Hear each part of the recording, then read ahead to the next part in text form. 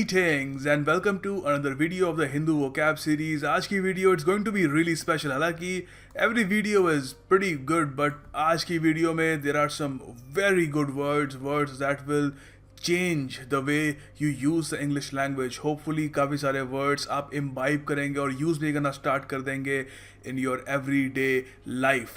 So without wasting a single moment, let us begin. Quote of the day को discuss करने से पहले मैं उम्मीद करता हूं कि हम सब लोग एक बार हमारी जो भी पॉलिटिकल आइडियोलॉजी है, सोच विचार हैं हमारे, उसको पीछे रखकर एक बार हमारे प्रधानमंत्री जी के जो वर्क एथिक है, जो इनकी डिटर्मिनेशन है, जो हार्ड वर्क ये देते हैं अपने काम के प्रति, उसको अप्रिशिएट करेंगे. One of the most hard working people you will ever see. इनकी कोट है, no form no manifestation of knowledge is senseless. मैं नहीं मानता कि इस कोट को ज़्यादा एक एक्सप्लेनेशन की ज़रूरत है. अपने आप में ये कोट बहुत कुछ कह देती है. Now let's begin with the vocab. Idiom से शुरुआत करते हैं. Stem to stern. देखिए इसका अर्थ क्या है. इट बेसिकली मीन्स आगे से पीछे तक. मगर स्टेम क्यों, स्टर्न क्यों सर, ये क्या है?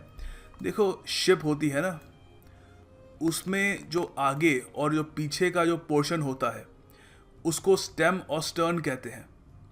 सो वहीं से ये ईडियम आता है, आगे से लेकर पीछे तक, from one end to another. इसके लिए हमने दो सेंटेंस बनाए हैं यहाँ पे to make it more clear, crystal clear. That is, I had to renovate the house from stem to stern. तो क्या मैंने सिर्फ एक पोर्शन रेनोवेट किया? नहीं, यहाँ पे मैं कह रहा हूँ कि आगे से लेकर पीछे तक पूरा घर मुझे रेनोवेट करना पड़ा. हम ये भी कह सकते हैं the ship was decorated from stem to stern to mark the 10 year anniversary. तो खैर वो अलग चीज़ है. हम यहाँ पे कह रहे हैं कि शिप आगे से लेकर पीछे तक, दोनों एंड्स तक डेकोरेटेड थी, सजी हुई थी. तो it's a very important idiom, stem to stern, and make sure you remember it. The next word is disenchantment. अब देखो, यहाँ पर अगर हम डिस को हटा दें तो ये वर्ड ना हमको समझना थोड़ा आसान हो जाएगा. पहले सिर्फ एन्चेंटमेंट डिस्कस करते हैं, फिर पूरा समझाऊंगा वर्ड. डिसएन्चेंटमेंट का क्या मतलब होता है? देखो, एन्चेंटमेंट मीन्स मंत्रमुग्ध कर देना, एक तरीके से फैसिनेशन होना किसी चीज़ के प्रति, अट्रैक्शन होना, to be bewitched by something. For example, बचपन में आपको याद होगा, हमको अगर कोई खिलौना दिखता था, कोई ऐसा खिलौना जो उड़ सकता है या बोल सकता है, कोई अनोखे फीचर वाला, सो क्या होता था? We were enchanted by that toy. हम फैसिनेट हो जाते थे, ठीक है. वो हमको कैप्टिवेट कर देता रहा, हमारी जो अटेंशन थी उसको कैप्चर कर लेता रहा, ठीक है. तो ये होती है एन्चेंटमेंट, किसी को मंत्रमुग्ध कर देना. अच्छा, तो डिसएन्चेंटमेंट क्या होगी? उसका उल्टा मतलब कि देखो, पहली बात तो आपको एन्चेंटमेंट किसी व्यक्ति से या किसी वस्तु से ही हो सकती है. सो फॉर एग्ज़ाम्पल, कोई आदमी है, उसको मैरिज के आइडिया से उसको बड़ी एन्चेंटमेंट है, बड़ा रोमांटिक किस्म का आदमी है. वो बिलीव करता है कि बस एक बार शादी हो जाए, I will live a very happy life. But once he gets married, उसको पता लगता है कि ओके, लाइफ में कोई चेंज आता नहीं है, उल्टा लाइफ ख़राब हो जाती है. एग्जाम्पल के रूप में समझा रहा हूँ, ठीक है. तो उसके साथ क्या होगा? He will be disenchanted. जो उसने ख्वाब ख्याल बना रखे थे, एक रोमांटिसाइज कर रखा था पूरे कॉन्सेप्ट को, तो उसमें डिसअपॉइंटमेंट आएगी वहाँ पर. तो उसका जो इल्यूजन था, जो एक तरीके से जो एक इल्यूजन उसको फैसिनेट करता रहा, अट्रैक्ट करता रहा, वो ख़राब हो जाएगा, ठीक है. ही विल बी डिसएन्चेंटेड, ठीक है. फैसिनेशन, अट्रैक्शन सब उसकी जो भी थी वो ख़त्म हो जाएगी, ठीक है.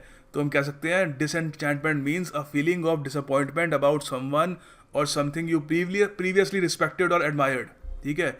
डिसइल्यूजनमेंट, तो इसके कुछ यहाँ पे सिनोनिम्स हैं. डिसइल्यूजनमेंट हमने बात कर ली है. इल्यूजन होना, उसका उल्टा. इल्यूजन जो भी ये होता है ना, वो उतर जाना, ठीक है. डिसअपॉइंटमेंट भी कह सकते हो, डिससेटिस्फैक्शन भी कह सकते हो, डिसकंटेंट, और रूड अवेकनिंग. रूड अवेकनिंग देखो, मतलब कि जाग जाना. रूड अवेकनिंग होती है थोड़ा सा रूड तरीके से किसी को जगाना. चले फॉर एग्जांपल, आपने सोच रखा हो एक बार बैंक पीओ बन जाऊँ, ज़िंदगी बदल जाएगी वगैरह, आप लग गए वहाँ पे बैंक पीओ. पता लगा हफ्ते में इतने दिन काम करना पड़ता है, इतना और इतने घंटे काम करना पड़ता है, इतनी रिस्पॉन्सिबिलिटीज़ है. तो सडनली आपको एक रूड अवेकनिंग आएगी, आप कहोगे मैंने ऐसा तो नहीं सोचा था ना. एग्जाम्पल के लिए कह रहा हूँ, ऑफकोर्स, ऑलराइट. तो इसके लिए हमने यहाँ पर एक सेंटेंस बनाया है. Many voters in America are now experiencing disenchantment because of Trump's bad policies. तो इनिशियली क्या था, जब डोनाल्ड ट्रंप कैंपेन अपना चला रहे थे, वो हिलरी क्लिंटन के खिलाफ खड़े हुए, तो एवरीवन वाज एन्चेंटेड कि ये कौन सा ये अजीब सा बिजनेसमैन है, अनोखी बातें कर रहा है। सब लोग मंत्रमुग्ध हो गए थे, एवरीवन वाज फैसिनेटेड। बट अब 100 दिन हो गए हैं उनकी प्रेसिडेंसी को, तो अब क्या हो रहा है, जो भी इल्यूजन था वो ख़त्म हो रहा है और लोग रियलिटी पे आ रहे हैं कि ये आदमी तो वैसा है ही नहीं जैसा हमने सोचा था। Alright, so this is disenchantment. अच्छा देखो, अगला शब्द है यहाँ पर चेस्टनिंग। चेस्टनिंग, ये शब्द जो है चेस्टन से आता है, ये चेस्ट से आता है, अभी सब समझाऊंगा। पहले द हिंदू में यूज़ कैसे कर रहे हैं वो देख लो। The last few months have been a chastening spell for the BCCI। अच्छा, तो यहाँ पर कहा जा रहा है कि एक तरीके से उनको हम्बल कर दिया गया, उनको दंड करके ठीक कर दिया गया। सुप्रीम कोर्ट ने ऑलमोस्ट यही कर दिया है। जो BCCI जो पर लगा के उड़ रहा था कि कोई हमको रोक नहीं सकता, हम जो चाहें हम कर सकते हैं, अचानक से सुप्रीम कोर्ट ने क्या कर दिया, उनको हम्बल कर दिया, उनको डिफ्लेट कर दिया। देखो, एक तो होता है इन्फ्लेट। इन्फ्लेट मतलब हवा भरना। हम गुब्बारे को क्या करते हैं, हम उसको इन्फ्लेट करते हैं, ठीक है। इसी से एक वर्ड बनता है इन्फ्लेशन। तो उससे क्या होता है, प्राइसेस उठ रहे होते हैं, इन्फ्लेट कर रहे होते हैं, ठीक है, बढ़ रहे होते हैं, एक्सपैंड कर रहे होते हैं, ठीक है। तो डीफ्लेट मतलब कि हवा निकाल देना, ऑलमोस्ट किसी को हम्बल कर देना। जो चेस्टन का ये मतलब होता है, वर्ब है ये, मतलब कि टू ब्रिंग डाउन, किसी को डिसिप्लिन करना। और सुप्रीम कोर्ट ने यही किया है, उनको एक तरीके से BCCI को बता दिया है कि आप पे अच्छे से कार्रवाई हो सकती है और अब आप इन रूल्स के हिसाब से चलेंगे, जो आप अब तक कर रहे थे वो नहीं चलेगा, ठीक है।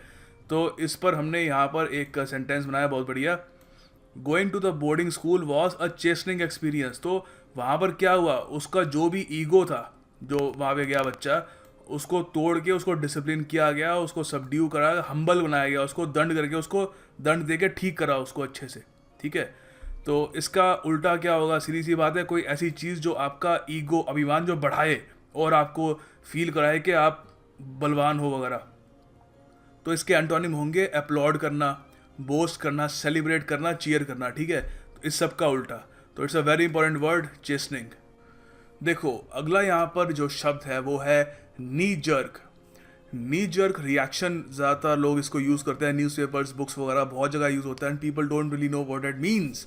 तो आज I will make it crystal clear. देखो, नी जर्क रिएक्शन होता है एक ऑटोमेटिक रिएक्शन जो ऑलमोस्ट इंस्टिंक्टिव हो, ऑलमोस्ट आप बिना सोचे समझे वो आप एक रिएक्शन दे देते हो हर बार, ठीक है। तो इसके सिनोनिम्स हो सकते हैं अनइंटेंशनल, क्योंकि आपकी इंटेंशन नहीं थी वो रिएक्शन देने की, वो बस ऑटोमेटिक आ गया, समझाऊंगा अभी सब कुछ, ठीक है। अनइंटेंडेड वही, ठीक है। Accidental, unthinking, unpremeditated. प्रीमेडिटेटेड होता है पहले से आप सोच समझ के रख लो, चले होता है ना, कहते हैं ये प्रीमेडिटेटेड मर्डर है, ठीक है। तो ये अनप्रीमेडिटेटेड मतलब सोचा समझा कुछ नहीं था, अनप्लैंड, बिना सोचे। अच्छा, तो नी क्यों है, जर्क क्यों है? देखो, आपका जो नी है ना, ये होता है नी, घुटना, ठीक है। यहाँ पर अगर थोड़ा सा ये हैमर है ना, इससे इसको मारा जाए हल्का सा, बिल्कुल एक सर्टन पॉइंट पे हल्का सा उसको आप अगर हिट करोगे तो क्या होगा, आपकी टांग इमीडिएटली जो ऐसे थी ना, अचानक से ऊपर आ जाएगी। कभी करके देखना। और कई लोगों में होता है, कुछ लोगों में नहीं भी होता, बट ज़्यादातर लोगों में ऐसा होता है कि बिल्कुल नी के हल्के से नीचे का एक पोर्शन होता है, वहाँ पर अगर आप हिट करोगे किसी ऐसी वस्तु से तो इमीडिएटली आपकी जो टांग है वो खड़ी हो जाएगी। तो वो क्या है, वो एक ऑटोमेटिक रिएक्शन है, it is a knee jerk reaction. आपने सोचा नहीं था कि हाँ मुझे ये करेंगे तो मैं ऐसे करूँगा, बॉडी अपने आप ही ऐसा कर देती है, ठीक है। तो यहाँ पे हमने इसका सेंटेंस बनाया है, my initial reaction was to get angry but it was a knee jerk reaction. तो जब पहली बार मुझे गुस्सा आया इनिशियली, तो बाद में मुझे पता लगा कि बस एक नी जर्क रिएक्शन है। जैसे फॉर एग्जांपल किसी की स्टेट के बारे में कुछ ख़राब कोई बोल दे, किसी की लैंग्वेज के बारे में कोई ख़राब बोल दे, तो एक नी जर्क रिएक्शन होता है, बिना सोचे समझे ऑटोमेटिकली गुस्सा आ जाता है आपको, ठीक है। सो वो क्या है, वो एक नी जर्क रिएक्शन है। आगे देखिए, आपके लिए एक एंटोनिम बेस्ड MCQ है। ये वर्ड हम डिस्कस कर चुके हैं। आपको ट्रैंक्विल का एंटोनिम मतलब उसका उल्टा बताना है। नीचे कमेंट बॉक्स में ज़रूर इसको अटेम्प्ट करिएगा। मैं आपको PDF में इसका आपको आंसर दे दूंगा। PDF आपको पता ही है, फेसबुक, टेलीग्राम हर जगह उपलब्ध होती है। The next word is arms. Arms क्या होते हैं? देखो, आर्म्स होते हैं जो आप एक तरीके से भिक्षा देते हो किसी गरीब आदमी को। एक डोनेशन होती है, चैरिटी होती है, हैंड आउट या हैंड आउट्स, गिफ्ट कह लो, जो ज़्यादातर हिस्टोरिकली इस जो वर्ड को यूज़ किया जाता है गरीब लोगों के लिए यूज़ किया जाता है, जो गरीबों को आप एक तरीके से डोनेशन देते हो, ठीक है। तो सिंपल सा वर्ड है, doesn't really required a very long explanation. तो इसका यहाँ पे सेंटेंस होगा, arms were distributed to those who needed it. आपको अगर थोड़ा मन करे इससे ज़्यादा फैंसी सेंटेंस बना देना, मैंने ये बस एक्सप्लेनेशन के लिए ये सिंपल सा बेसिक सेंटेंस बनाया है। अब देखो नेक्स्ट वर्ड है ईयन। ये इसकी स्पेलिंग दोनों हो सकती है। ब्रिटिश इंग्लिश में ईयन बोलते हैं, अमेरिकन इंग्लिश में ईयन कहते हैं, बट इसको आप अगर बुक्स वगैरह में पढ़ोगे ज़्यादातर आपको ये स्पेलिंग मिलेगी, तो मैंने मेन स्पेलिंग यहाँ पर ये रखी है, ठीक है। ईयन, दोनों को प्रोनाउंस करने का तरीका सेम ही है। तो इसका मतलब क्या है सर? देखो, इसका मतलब होता है एक बहुत ही ज़्यादा लंबा पीरियड ऑफ टाइम जिसको हम मेजर नहीं कर सकते। तो ये ज़्यादातर रेटोरिक में काफ़ी यूज़ होता है। कोई बढ़ा चढ़ा कर कोई बात बतानी है, वहाँ पर बहुत यूज़ होता है। तो हम यहाँ पर कह सकते हैं नंबर ऑफ़ ईयर्स, एक लाइफ टाइम, एक लेंथ ऑफ लाइफ, एक लंबा समय बेसिकली। तो इसके लिए 3 सेंटेंसेस हैं हमारे पास। If violence was effective we would have had a peaceful planet eons ago. तो अगर हिंसा सच में इफेक्टिव होती, हिंसा का कुछ रिजल्ट निकलता, तो हमारा प्लैनेट में तो मतलब बहुत शांति होती, क्योंकि हमने इतनी हिंसा ऑलरेडी कर रखी है। तो इसका मतलब बेसिकली ये है कि हिंसा से शांति आती नहीं है, ठीक है, शांति का रास्ता कुछ और है। तो यहाँ पर इसका दूसरा सेंटेंस है, women and children have been targets of violence for eons, सदियों से। अच्छा, तो फाइनली हम ये भी कह सकते हैं, he waited for her letter to arrive for what seemed like eons. तो वो जो लेटर का जो वेट कर रहा था, चिट्ठी का वेट कर रहा था, तो उसको लग रहा कि ऐसे लग रहा है कि कई सदियाँ बीत चुकी हैं, कई लंबा समय बीत चुका है, ठीक है। तो कभी कभी आप जब किसी का बहुत ही ज़्यादा एंटिसिपेशन से वेट कर रहे हो, ईगरनेस से वेट कर रहे हो, तो it feels like it has been what eons, alright. Omniscient. अच्छा देखो, ऑमनिशेंट क्या होता है? देखो, ऑमनिशेंट वो होता है, वो कोई बीइंग हो सकता है या कोई और भी हो सकता है, जो सब कुछ जानता है, जो सर्वज्ञानी है ऑलमोस्ट कह लो, ठीक है, सर्वज्ञ है और सब कुछ देख सकता है, ठीक है। जैसे कि यहाँ पे ये एग्जांपल है, ठीक है, सब उसको पता है यूनिवर्स कहाँ से आया है, हमारी ज़िंदगी का मतलब क्या है, हम कहाँ जा रहे हैं, हमारे दिमाग में क्या चल रहा है। ही इज़ ऑमनिसेंट, ठीक है। तो भगवान के लिए यूज़ करते हैं ज़्यादातर ये। यहाँ पर 2 सेंटेंस मैंने बनाए हैं। An omniscient author knows everything about everybody in the story. तो अब कोई आप कहानी पढ़ो, उसमें अगर मान लो जो ऑथर है वही सब कुछ आपको बता रहा है कि फिर दोनों मिले, दोनों बिछड़े, दोनों की मौत हो गई, तो वो ऑथर क्या है उस किताब के हिसाब से? ही इज़ ऑमनिसेंट, उसको सब पता है, सबकी फीलिंग्स के बारे में पता है, वो सोच क्या रहे हैं उसके बारे में पता है, वो सब कुछ देख सकता है जो बाकी कैरेक्टर्स नहीं देख पा रहे, ठीक है। ये तो एक तरीका हो गया। ज़्यादातर यूज़ करते हैं ये गॉड, भगवान, अल्लाह के लिए, कि गॉड इज़ ऑमनिपोटेंट एंड ऑमनिसेंट। अब आप कहोगे सर आपने ऑमनिसेंट तो समझा दिया, ये ऑमनिपोटेंट क्या है ये भी समझते हैं। ऑमनिपोटेंट होता है सबसे ज़्यादा जो ताकतवर हो, सुप्रीम हो, जिसके पास अनलिमिटेड पावर हो, जो चाहे कुछ भी कर सकता है, धरती को ख़त्म कर ले, सोलर सिस्टम को ख़त्म कर ले, सूरज को हटा दे। तो ये भी हम किसके लिए ज़्यादातर यूज़ करते हैं? गॉड के लिए, ठीक है। सर्वशक्तिमान मतलब होता है ऑमनिपोटेंट का, ठीक है। तो यहाँ पर हमने इसके 2 सेंटेंस बनाए हैं। The dictator presents himself as omnipotent through propaganda. तो कई जो होते हैं तानाशाह, वो भी अपने आप को प्रोपागेंडा के ज़रिए दिखाते हैं कि वो सर्वशक्तिमान है, ठीक है। जैसे हिटलर, मुसोलिनी, ये स्टालिन, ये सब लोग क्या करते रहे, प्रोपागेंडा के की तरह अपने आप को सबसे ताकतवर दिखाते थे लोगों की नज़र में। अच्छा, उसके अलावा हम ये भी कह सकते हैं कि सुपरमैन को प्रेजेंट किया जाता है एक ऑमनिपोटेंट सुपर हीरो की तरह। तो आपने देखा होगा कुछ होता ही नहीं है उसको, आप बुलेट मार लो नहीं मरेगा, आग में फेंक दो नहीं मरेगा, उड़ सकता है, सब कुछ कर सकता है। एक पता नहीं कोई मूवी में आई थिंक धरती को भी उसने हिला दिया था। तो वो क्या है, उसको ऐसे दिखाते हैं जैसे वो ऑमनिपोटेंट है, ठीक है। तो ये जो 2 शब्द है ना, ये ऑमनिसेंट और ऑमनिपोटेंट, दोनों ज़्यादातर भगवान, अल्लाह, जिनको भी आप मानते हैं ऊपर वाले, उनके लिए इस्तेमाल किए जाते हैं, ऑलराइट। तो ये दोनों वर्ड काफ़ी इंपॉर्टेंट है, इन दोनों पर सेंटेंस ज़रूर बनाइएगा। अच्छा, कल आपसे मैंने एक ईडियम पूछा था, द नोम्स ऑफ ज़ुरिच। इसका आपको मैंने मतलब एक क्वेश्चन दिया था, तो आप लोगों ने इसका आंसर दिया है समवर राइट समवर रॉन्ग। तो इसका मैं आपको बता देता हूँ मतलब क्या है। It means big international bankers, ठीक है। तो थोड़ा सा आपको बताता हूँ कि नोम्स क्या है, ज़ूरिच से क्या रिलेशन है इसका। Let's explain. देखो, नोम्स ऑफ ज़ूरिच जो है ना, ये एक स्लैंग की तरह लोग यूज़ करते हैं स्विट्ज़रलैंड के बैंकर्स के लिए। जैसे आपको पता है, इंडिया में तो खैर बहुत फेमस है, जो भी काला धन होता है वो ज़्यादातर कहाँ लोग कहते हैं, कहाँ पे है, स्विट्ज़रलैंड में। स्विट्ज़रलैंड के बैंक्स में लोग रखते हैं। क्यों रखते हैं? क्योंकि देखो वहाँ पर सीक्रेसी मेंटेन रखते हैं।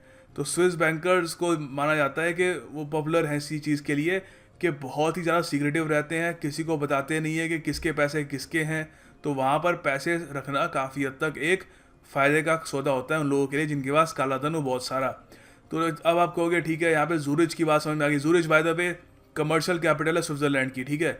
तो काला धन वहीं पे लोग ज़्यादातर कहते हैं कि ज़ूरिच के बैंक्स जो हैं वहाँ पे जो जमा करते हैं।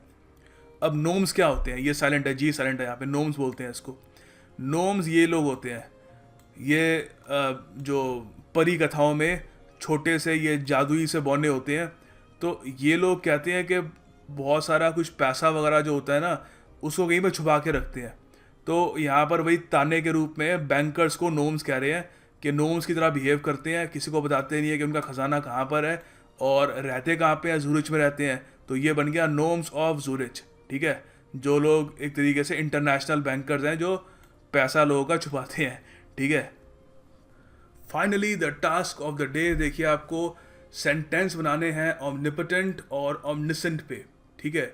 So do your best. और मैं आप सब लोगों से रिक्वेस्ट करूंगा कि ज़रूर सेंटेंस बनाना। जो सेंटेंस नहीं बना रहे तो उनको यही बोलूँगा कि चेक कर लेना कि दूसरे सेंटेंस क्या बना रहे हैं, शायद आप उनसे कुछ थोड़ा बहुत इंस्पायर हो पाएँ कि किसी दिन आप भी सेंटेंस बनाना शुरू करें।